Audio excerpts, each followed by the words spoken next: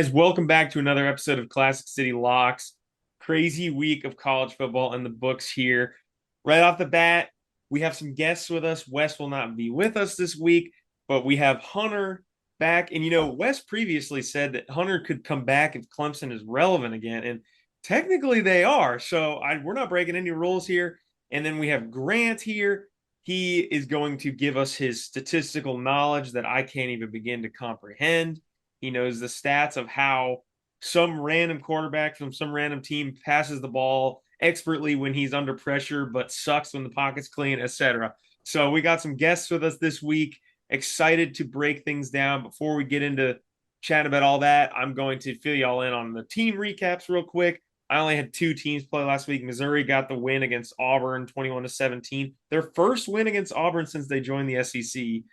So they are 4 games away from hitting their over on the win total. UNC was on bye, but they're cooked, so it doesn't matter. Arizona got slaughtered by Colorado, so that ship has sailed. They are 5 games away from their win total, and Washington was on bye. Big game this week. Talk about it. And then in terms of the Pick'em recap, another good week for me. I came in third, went 10-7, and I moved to 51% hit rate on the season, 79-74. Wes 16th, 6-11. He drops to 72-81, 47%. Just running through that real quick. And I'm now realizing I did not update Wes's, but on how his teams did. But I think it's safe to say they did better than mine did because it was a rough week for me. So enough of that. Let's jump into the recap from last week. Started off with Bama at Tennessee. Gents, one of you want to start us off with what you think about that game? Bama is terrible. Bama is Bama, terrible. Bama. This is the worst Bama that we're watching since being a kid. I mean, they're absolutely awful this year. I don't know what happened. I saw something on the internet that said that Nick Saban had a hand in that Georgia game because there's no way they could pull that off again. I mean, this is Yeah. terrible. Jalen Milroe is awful. I watched that game with a good Bama buddy of mine, and he was like, "I was on the Milroe train. I am now off. I got off at the last station. There's no coming back from this because I also think that Tennessee's pretty bad. I mean, their quarterback play is bad. Their running back's good. They got a solid running back, but the quarterback is he's terrible. And for Alabama to go into Knoxville and lose to Tennessee 2 years in a row, I mean, I'm starting to feel like the Iron Bowl is becoming irrelevant. The next big rivalry is going to be Tennessee and Bama. It felt like to me that Tennessee should have won this game by more. Like they really could have Absolutely. off. I Like mean, I don't know if this is the worst Alabama team that we've seen in 20 years. That 2010 Alabama team was pretty atrocious for Alabama standards. But this team is as much as they can put up points on any bad defense. When they go against a competent backfield, they just suffer. You can see it in their Vanderbilt game, their Tennessee game, their upcoming games. Even the Georgia game was hit or miss for them, even though they put up a ton of points. This team, if they can't get the deep ball off, cannot convert first downs. They are just screwed against any good defenses. and this is a game Jalen Milroe's worst game ever. I mean, he had 14 carries for 11 yards. I mean, you're not winning a game with him at X factor if he's not one. Well, But again, real quick, I've touched on this. Tennessee should have won this game by more because Oh, yeah. Nico was like, I don't know what he woke up that morning and was like, I'm going to overthrow every wide open receiver. They had what's the phrase? More cushion between them and the Bama secondary than a Tempur-Pedic mattress, and he was still overthrowing them. It was ridiculous. I mean, there were so many things wrong with it. I mean, just looking at the Bama team, I mean, one of the things that we've judged Bama on for so long is how good their offensive line is. And I Yeah. think that, now people are starting to figure out, one, how to play against Jalen Milroe, and two, that the offensive line is not that. I Mm. mean, they're not the same offensive line that just got exposed by UGA in Texas. But, that's an offensive line that typically, at the Bama mentality, right, is that they're going to control the trenches. It's what they did against Georgia. I mean, they did it successfully against Georgia, but they couldn't handle Tennessee's defensive line, and that Jalen Milroe was running for his life, and to your point, he couldn't move around, so there was nowhere for him to go. I mean, it's pretty awful. Yeah. Maybe it's a result of the coaching change. I mean, Saban Yeah. not being there outside of big games like the Georgia game, it might be hard to motivate these trench guys. Yeah, so lot there. We could talk about that game forever, but moving on to the other massive game last week. Georgia marches into Austin and takes down Texas by 15 points. If you told me that Carson Beck, before the game started, is going to go throw 3 interceptions, not have a passing touchdown, and throw for under 200 yards, I would say Texas wins this game by like 15 to 20 points. And there's no world in which Georgia wins, but Georgia defense, is it back? It, Jalen Walker, man. Talk it about a might legacy game. might be a little early to say that they're back. I mean, I'm not necessarily known to the Classic City Lock family yet, but I am a Georgia hater through and through. But I am a ball knower and a game respecter. Now, the Georgia defense played lights out. They played really good football. Jalen Walker was flying all over the field. I mean, legacy game for him. People are going to remember that performance for a while. The thing from that game, kind of similar to the Tennessee Alabama game. I mean, you think both sides. Georgia got 2 takeaways with Quinn Ewers. They got a pick and a fumble recovery. You would think that they would have won by a little bit more. And Texas, they should have made it a game with 3 picks. It was just one of those things where it was a defensive struggle for a while there. Texas kind of felt like they started to get moving a little bit, and then the controversy of the year, I think, happened, and Georgia pulled off one of the greatest 3rd and 10s I've ever seen in my entire life. I think it saved the game for them. And then they drove down the field and made it happen. So that game was super fun to watch. I thought it was going to be a snooze fest in the end, but just the ref show there made it worth a watch. Unreal. Hunter, why don't you touch on why it makes that call especially bad? Just a quick tangent. I mean it's one of those things where now as a fan, you're an active player in the game, right? Like you can just throw your trash on the field and delay the game so that the referees can sit there and get screamed at by Steve Sarkisian and look at the review board and be like, oh no, we have made a mistake and we're going to have to correct that. I mean, I think, wrong call on the field. We've seen plenty of those this year. The call should have definitely been overturned, but the way that it went about was just the worst. The ref crew is fortunate that, I mean, Georgia won the game. I feel like, yes, it was the incorrect call on the field, but yeah, that precedent. I really hope, I'm confident, I'm an optimist that they probably won't let that happen again. But I mean, who knows with refs? If we've learned about anything about this game, it's that the QB play, the lows for both these teams is atrocious. Yeah, it only showed up in 1 interception for Quinn Ewers, but if you believe in PFF stats, he had 6 turnover-worthy plays. 11% of all of his dropbacks could have been some kind of turnover, which that is unacceptable play, particularly when you're going into SEC matchups. They will make you lose because of them. Mm-hmm. Yeah, I mean, Carson Beck and Quinn Ewers both played a similar football game that Cade Klubnik played against UGA. He was look, I mean, he threw for 142 yards with 1 pick, no touchdowns. So yeah, I mean, we're looking at a similar stat sheet. And there was one other thing I was going to say about that Georgia game. Maybe it'll come to me later. But yeah, crazy win for Georgia on the road. Texas. Oh yeah, I remember what I was going to say. My one thing going into this game was I don't know if Texas has really been tested yet. And I mean, welcome to the SEC. We'll see what happens. They have a ranked matchup this week against Vanderbilt. Mm-hmm. We'll touch on that after this. And then in other words, not as big, but still something to touch on from last week. Indiana. Well, are they legit? Ranked above Bama. I think this team is legit. They're so good from top to bottom. They are very good. I don't think Nebraska is a bad team. I don't think they're crazy good, but to beat them by that big of a margin solidified it for me. I was like, okay, Indiana's real. They've built something there. That QB play is crazy. I mean, talk about a team that does not let off the gas, scoring 48.7 points a game, leading the country. They've proven they're here to stay for this season, at least. You stole my stat. Indiana's got a high-powered offense. And I mean, if we've learned anything from Lane Kiffin's success at Ole Miss, having a high-powered offense can make up for a lackluster defense. I mean, when you have those receivers and you've got those kids in place like Rourke at quarterback, when you've got those people that are there that can make stuff happen on offense, you can suffer a little bit of defensive setbacks. Now that doesn't work all the time, but it can lead to more successful seasons. And I mean, the Indiana that I knew growing up isn't the same Indiana that we have this season. So it's nice to see something going on over there. This offense is especially good in its diversity of plays. This team can run on you, can run outside zone on you. They can pass deep. intermediate, short, it doesn't matter. They can get yards, they can get first downs. And what makes Rourke so important to this offense, I know he's out this week, and his presence will be missed, but he does not turn over the ball, even with volume passing. Uh, this team is built to play without him.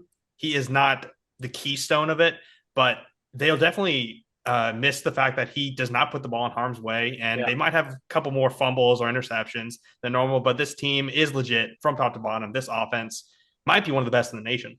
Vegas is a little worried about his absence. They're only favored by 6.5 against Washington, I believe. But like you said, Grant, I think that they're a little more complete than people are giving them credit for. So we'll see about that. And then in other news, last big thing to take away from last week, I think that it's safe to light the pyre and push them out down the river. Illinois plunging the dagger into Michigan. I know this is a controversial take, but I think they did it in those awful uniforms. I know everyone thought they were cool. I thought they looked like trash. They were awesome. So awful colors, that stupid looking helmet. But regardless, they smacked them around 21-7. So I salute you, Michigan, and congrats on the natty last year. But that'll do it for y'all. Yeah, I mean, I think it's bye-bye Michigan at this point. I think people out there in Ann Arbor are freaking out. The world is crumbling around them. They thought they had a chance against Texas. They did not. And then to see a ranked Fighting Illini, another kind of story similar to Indiana, come into, and they're like, all right, this is our chance, to kind of bounce back. Again, not going to happen. This season at least is a wash. It'll be nice to see him in a bowl game, I'm sure, at some point, that when I'm looking for something to watch, in Yeah. that late November, early December period. I think Michigan's back to just being a recruiting field for the NFL. Their defense is still real, but that offense is just terrible. Like Just they nothing. cannot pass the ball, which is funny too because Illinois is kind of mirror images of Michigan. Yeah. Their offense is not particularly spectacular, but it's enough to feed that defense. I think Altmaier is competent enough of a quarterback there to make the difference in that one. But that does it for last week. Big games this week. We have another pretty solid slate. Speaking of Illinois, they're going on the road to play Oregon. Personally, I still don't feel like Illinois has really been tested super hard. The only other games really that come to mind is they have an overtime win versus Nebraska, which is a big one on the road in Lincoln. But Oregon, I think that's going to be a really tough environment. And Dylan Gabriel's making that Heisman run. We saw them play Ohio State. This is a competent coaching staff, very potent offense, good defense. I think that they get knocked off pretty, and it's not going to be pretty. Yeah, I Under think, Dan Lanning, this offense has been too consistent, Yeah, too high percentage. They are not prone to turnovers. It's really going to be hard for Illinois to defend against this offense. And then when you flip the script and it's the Illinois offense versus the lights out Oregon defense that was able to contain Ohio State with NFL prospects everywhere, this does not look like a good matchup. it's not. I mean, Oregon, conversely to Texas, has been tested this year, right? yeah. They beat Ohio State in a huge game, big win. Dan Lanning showed some of his coaching ability during that game. They showed, some ball knowledge. But I also want to highlight Oregon beat Boise State. Now it was close. It was a close game, but that defense was able to contain Ashton Jeanty enough to be able to pull out the victory. And I mean, just that is, a feat in and of itself right now with somebody who's Exactly. scoring 3 touchdowns a game. So If you're able to contain the main character of the season, which Ashton Jeanty is, that shows that you got something cooking there. So we'll see. Illinois has a lot to prove. Oregon, One more thing. You did bring it up. That Oregon game against Boise State was a lot closer than people expected. Yeah. Even though there's the historical rivalry between them and historical close games, that might have a little bit of inspiration for the Illinois offense. If they want to beat Oregon, they might have to just have an explosive run game. But we'll have to see. I'm definitely taking Oregon, though. for sure. Another big one. A lot of interesting matchups this week that you wouldn't have really thought of earlier in the season. Notre Dame going on the road to Navy. Navy's undefeated. Um, I think Grant and I talked about this a little bit before this show. I don't know who all Navy's played enough to see if they're super legit, but this is a big test for them. Playing at home against Notre Dame, they have a lot to prove here. So we'll see if Notre Dame's able to handle a service academy that is undefeated for the first time at this point in the season since God knows when. This is going to be a very interesting matchup because we know they play such different football there. We're watching your grandfather's Navy and your grandfather's Army right now. It's been since 1945 that both teams were undefeated at this point in the season, and I'm taking the midshipmen against Notre Dame. I love what's happening right now with Navy and Army. I think Navy's offense is pretty solid. They're dynamic. The defense is stout. I'm not picking Navy or Army, to win the national championship or anything like that. But Navy at plus, I think it's 550 this weekend. Yeah, give that to me all day, man. Yeah. I definitely like Navy, especially because they're one of the better stories for this college football season. But it's the regular season, and Notre Dame is the Dallas Cowboys in the regular season. They are great at crushing any team below their weight class. And unfortunately, right now, I think Navy is just underpowered enough for Notre Dame to squash them. Yeah, I'm gonna stay with the Irish here. I don't know that there's enough on the resume yet for me, but it is on the road, and I think that I would take Navy to cover this, but I'm gonna stick with the Irish to pull out a win here. We'll see though. It's gonna be a very interesting game, and it could pave the rest of the season for Navy. This is a make or break game for I mean, both these teams. I feel like. we're talking about the same Notre Dame that lost to NIU at home, right? Like this is Yeah, something that's definitely possible. I mean, it that is that possible, Navy midshipmen have something to play for right now. Notre Dame is just kind of keep their head above water. If they but we experience another thing like that, then they're in serious trouble. Now, I think Notre Dame is probably the more capable team, but I think that Navy, I love a team with a chip on their shoulder, man. It's the same reason that I took UGA against Texas. They have something to prove. They're doing something that we haven't seen in our lifetime, and it's super fun. And so, there's a part of it that's hope. I want that Army Navy game to be two undefeated teams playing for a spot in the playoff. But at the same time, I mean, just looking at it, I think Navy has a genuine chance to pull off an upset. It's going to be a fun game, I think. I think you're yeah. definitely right. If there's a weakness that Navy can exploit in Notre Dame, it is that they can dominate the time of possession. I wouldn't say it's likely, but if they can do it, they can drag this Notre Dame team down with them and beat them with experience. Mhm. Well, yeah, moving on to probably I would say the biggest matchup of the week. Battling it out for sole possession of the first place in the SEC, LSU going on the road to Kyle Field against A&M. I'll start us off here.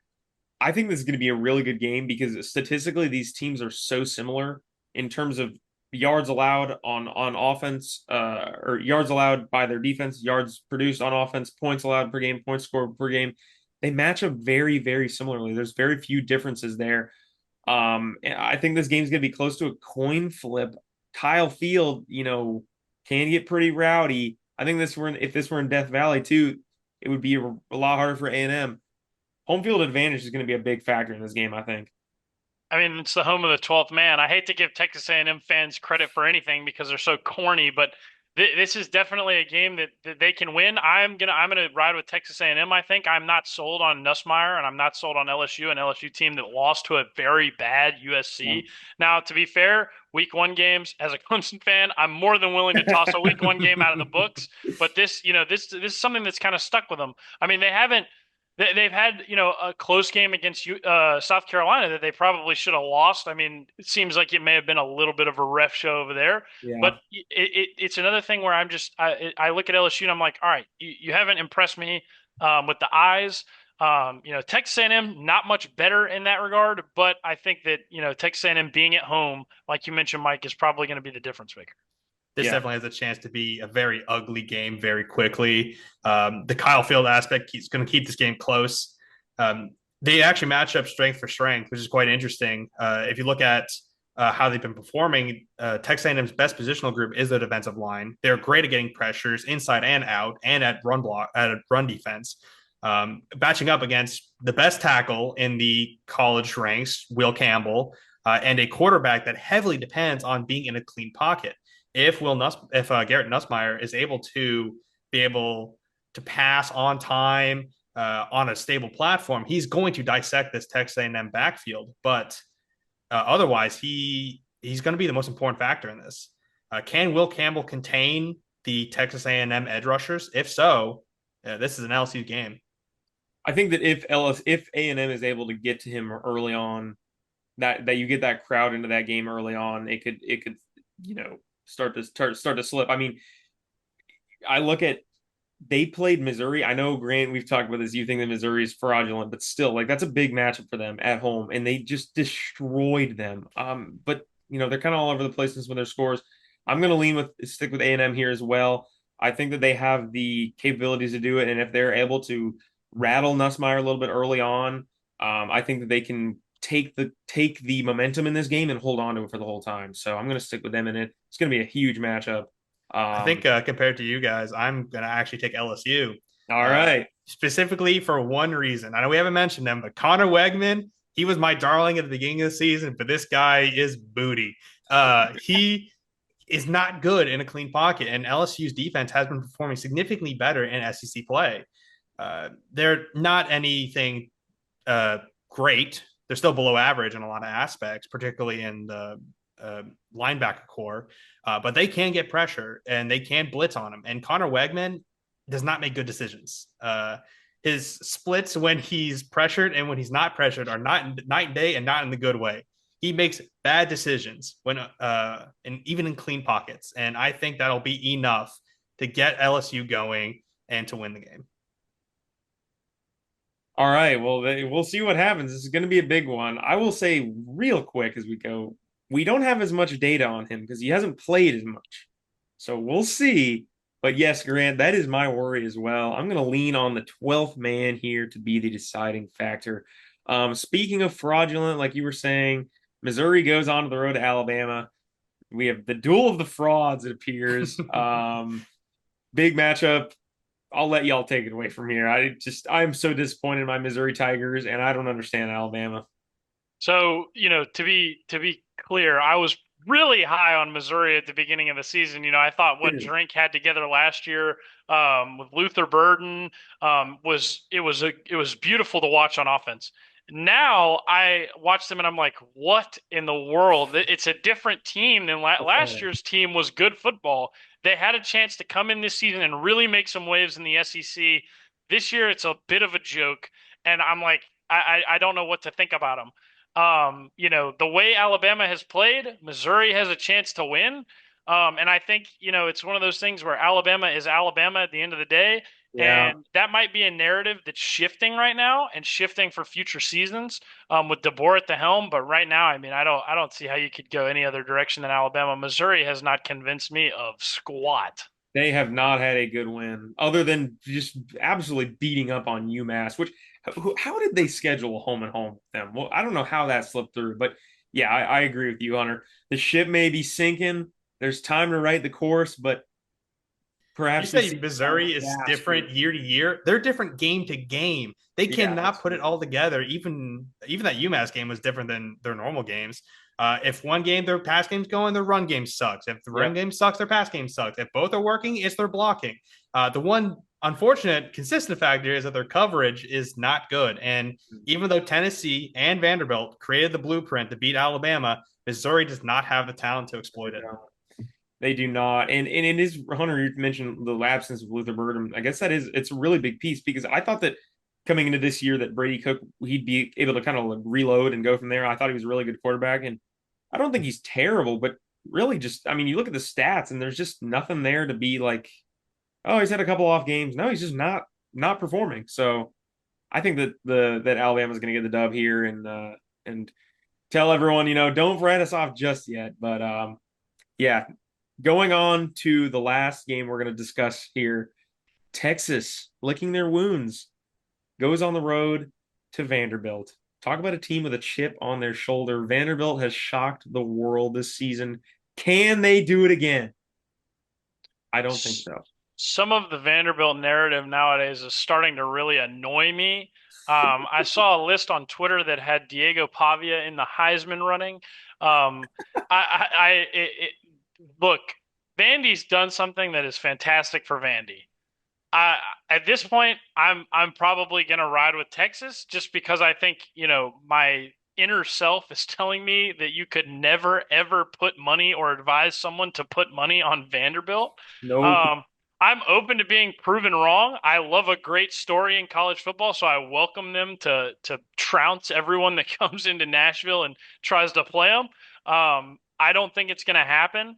I think Diego Pavia, let me correct myself a little bit. If there's anyone in college football right now that knows how to pull off an upset, it is Diego Pavia. I mean, in New Mexico State, beating Auburn. Auburn in Yeah. Jordan Hare, and now beating Alabama in Nashville with a chance to do it again. I think that he knows. He's been there, right? Like he's been in those moments. The question to me, I mean, this is a Vanderbilt that lost to Georgia State, for heaven's sake. They lost to Georgia State and they beat Alabama. There's quite nothing that could confound me more than that. Yeah, this game, I might be drinking the Kool-Aid, Here we but go. I believe in Vanderbilt. If I have a pick of the week, it is Vanderbilt to cover minus 18 and a half. Before the show, I did a lot of research because I had a hunch that Vanderbilt not only will cover this spread, I think they will win. I never thought I'd hear somebody say that. Yeah, I did this. All right, I'm going to lay out the case for Vanderbilt, okay?